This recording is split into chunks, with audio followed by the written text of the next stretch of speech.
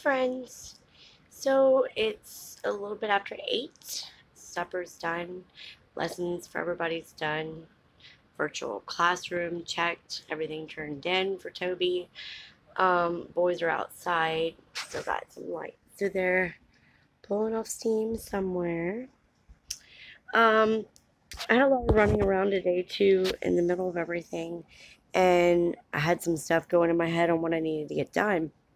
And it made me think of a video I could do.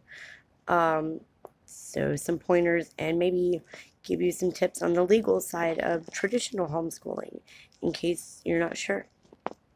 So we live in Georgia, and I just go online to Georgia DOE, Department of Education, and they give you all the rules. It's laid out pretty easy um, for you to check, and you can just kind of scroll down and find, registering rules for homeschool.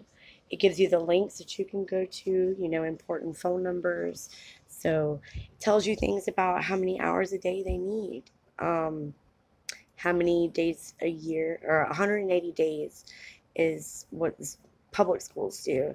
And you can choose to do that too, or you could do all year round. The only difference is you don't have to turn in attendance every week or monthly or, yearly. You just submit what your plan is and follow it, because even if they don't check in the end, your kids are the ones that's going to pay for it if you don't. Just, common sense.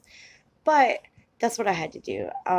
September 1st is when we're supposed to have it done, or when your program starts, no later than 30 days after your program starts.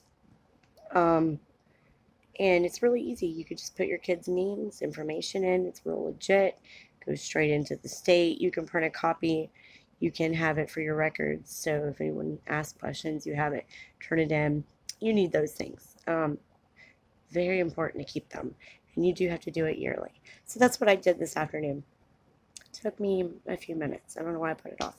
It tells you all the requirements for the basic academic programs, math and reading. Tells you um, it's really full of information. So if you are thinking about taking it on your own, remember to just look up your state's school education department and follow the rules. You have to pick out your own curriculum, and you want to stay on grade level. It's pretty easy. No big deal. Don't sweat it. Another thing I thought about sharing with me is I have 3 kids. They go through materials like crazy and they waste. You know how kids are. I stay on them all the time. The Dollar Tree. The Dollar Tree is perfect for all of your paper and markers and pencils. Get you some kind of silly little caddy. Fill it up with your stuff. Things to keep on hand is flashcards, color pencils. You can make division, little multiplication charts, visuals. Help they let them make it. They love it. It's fun. Gives them something to do. Another thing that I found good is investing in a whiteboard, dry erase. It wasn't. I think it was like $10. Home Depot. Because you can put all your reminders on it. You can, you know, put problems up and let them get up and work on it. Gives them something. Gets them out of their seats.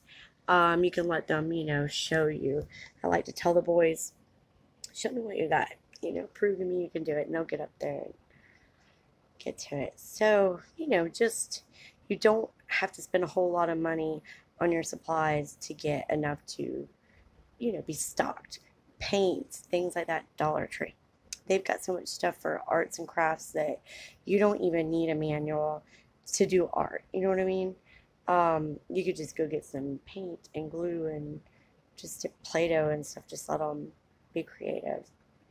So that was just a little bit of, I used to panic about that. I used to be like, oh, I have supplies and printer ink and just everything's got to be Xeroxed and perfect. No, they're going to waste it, and you're going to use it, and it's going to get lost and in the car and left at offices. Go cheap, girls. Go cheap. So I hope something was a good advice, I guess. This is still new, so maybe I can help. Y'all have a great night. Remember in the morning, just be happy. Bye.